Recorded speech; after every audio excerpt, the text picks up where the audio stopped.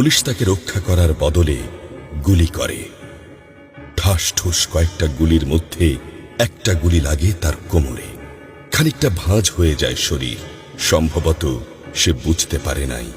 ঘাড় ঘুরিয়ে কোমর দেখার চেষ্টা করে একবার, তারপর আবার আগের মতো আবার দুই হাত প্রসারিত করে সিনা টান করে দাঁড়ায়। ডান হাতে ছোট্ট একটা লাঠি।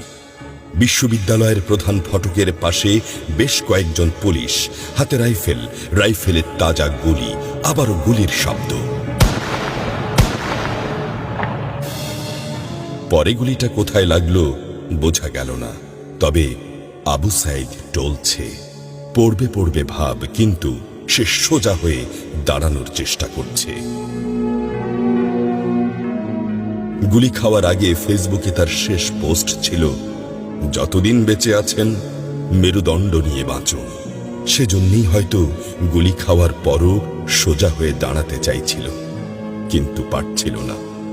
আবু সাইদের মেরুদণ্ড সোজা থাকলেও শরীরটা মাটির দিকে ক্রমশ ঝুলে পড়ছিল। সবুজ জামা পরা বন্ধু এগিয়ে আসে, পুলিশের গুলির ভয় ডর পাশে রেখে আবু সাইদকে ধরে। আরো দু একজন আসে, আবু সাইদকে হাসপাতালে নিতে হবে। আবু সাইদ হাঁটতে পারছে না, শরীর ছেড়ে দিচ্ছে। 4-5 জন হাত পা ধরে শূন্যে তোলে। আবু সাইদ ঝুলছে আর রক্ত পড়ছে টপ টপ টপ। যে আবু সাইদ কিছুক্ষণ আগেও বুক চিতিয়ে দাঁড়িয়ে কোটা সংস্কার আন্দোলনে নেতৃত্ব দিচ্ছিল, সে এখন শূন্যে ঝুলছে, যেভাবে ঝুলছে মেধাবীদের ভাগ্য। রাত 10টার আগেই বাড়িতে যাওয়ার কথা ছিল আবু সাইদের। মা অপেক্ষা করছে, বোন অপেক্ষা করছে। তখনও তারা জানে না আবু সাইদের মৃত্যু সার্টিফিকেট লিখছে কর্তব্যরত ডাক্তার।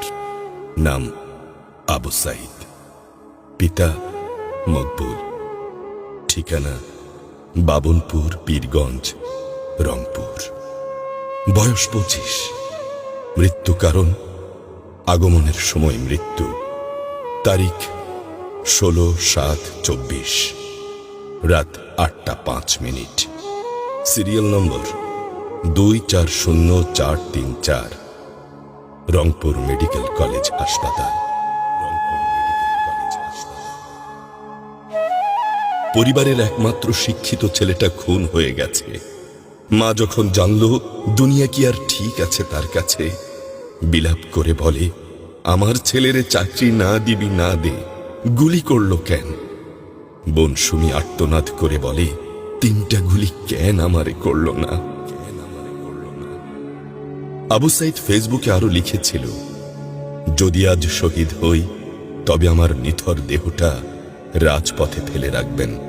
ছাত্র সমাজ যখন বিজয় মিছিল নিয়ে ঘরে ফিরবে, তখন আমাকেও বিজয়ী ঘোষণা করে দাফন করবেন।